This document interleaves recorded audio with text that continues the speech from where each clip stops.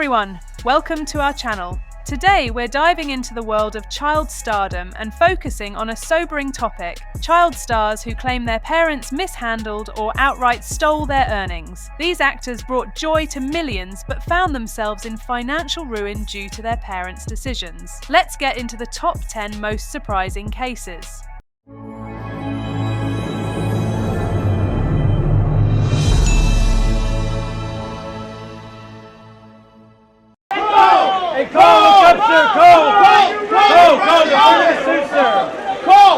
Cole Sprouse, known for the sweet life of Zack and Cody and Riverdale, shared that he and his twin brother Dylan began acting at just 8 months old due to financial necessity. He revealed, "My brother and I were put into acting when we were 8 months old by our mother because we needed money." During an episode of Call Her Daddy in 2023, Cole explained that their mother, who suffered from mental health and addiction issues, spent all of their pre-Disney earnings. He said, and I quote, "By the time my brother and I got to the Disney Channel, we were good. It was in many ways a life-saving show." It hurts. It hurts so bad because there's nothing I can do about it.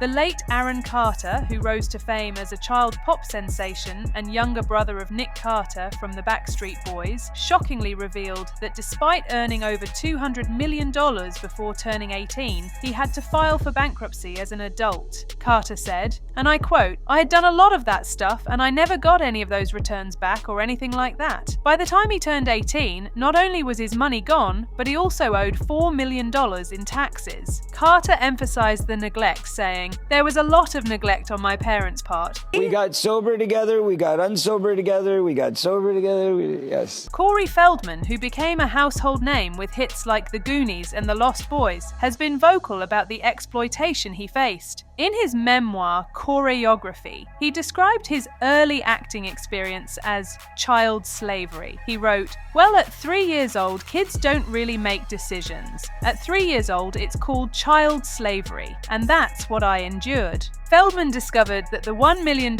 he made had dwindled to just $40,000 by the time he was 15. He had to fight for emancipation, saying, "I was 15 years old and not completely on my own, not to mention flat broke." I loved the work. I just loved it. When you start anything at 2.5, like I did in dancing school, and then start working at 3.5. The legendary Shirley Temple was America's sweetheart during the Great Depression. By age 22, she learned that most of her $3.2 million earnings were gone due to her father's bad investments and spending. She revealed that only $44,000 remained in her trust. Despite the financial betrayal, Temple kept a positive outlook, saying in her autobiography, Child Star, "My attitude has always been, get it over with and get on with life." Explaining to me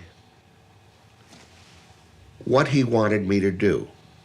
Jackie Coogan, the first true child star known for The Kid alongside Charlie Chaplin, earned millions in the 1920s. But when he turned 21, he discovered that his mother and stepfather had squandered his entire fortune. He said, and I quote, "I owe a duty to my wife and to myself not to wait longer." This led to Coogan suing them, although after legal expenses, there was almost nothing left. His case inspired the Coogan Law, mandating that a portion of child actors' earnings be set aside in a trust.